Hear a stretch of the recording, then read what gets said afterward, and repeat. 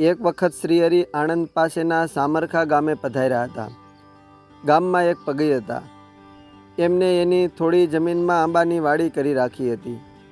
એ વર્ષે એણે પેલી શાંખની 4-5 ગાડા કેરીઓ પકવી રાખી હતી.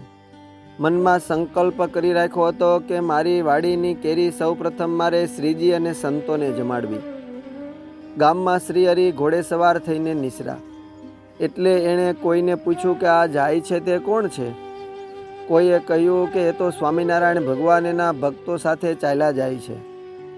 પગી તુરત દોડ્યા. માણકી ઘોડીનું ચોકડું ઝાલીને શ્રીહરિને પગે લાગીને વિવેકથી 2 હાથ જોડીને બોલ્યા કે હે પ્રભુ, તમે આજ અહીં રાત રહો, હું મારાથી બનતી તમામ સેવા કરીશ. શ્રીહરિ કહે, પગી, અમારા સાથે ઘણા માણસો અને ઘોડા છે, માટે એમને ભોજન અને ચંદી જોઈશે. આવું મહારાજનું વચન સાંભળીને પગી બોલ્યા કે મહારાજ, ધરબલીમાં ધાન છે અને માટલીમાં મઠ છે. બાપાના પ્રતાપથી અન્નના ઢગ છે. એમ શુરવીરતા અને ખુમારીવાળી વાણી સાંભળીને શ્રીહરિ અતિ રાજી થઈ ગયા. શ્રીહરિએ પગી અને સૌ ભક્તોને પોતાના ખેતરમાં ઉતારો કરાયો.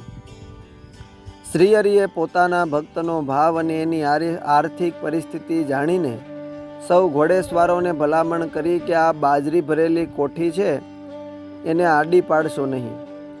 કોઠીના હાણેથી કાઢીને સૌને ચંદી દેજો, અને આ માટલીમાં મઠ છે તે કાઢીને દેજો. મહારાજના કહેવા પ્રમાણે સૌએ વિવેક કર્યો. શ્રીહરિના ઐશ્વર્ય પ્રતાપે સંઘના સૌ ઘોડા અને બળદોને ખાણ આપ્યું. તો પણ એ ધરબલીમાં એટલું ને એટલું જ રહ્યું, અને માટલીમાં મઠ હતા તે પણ એટલા જ રહ્યા.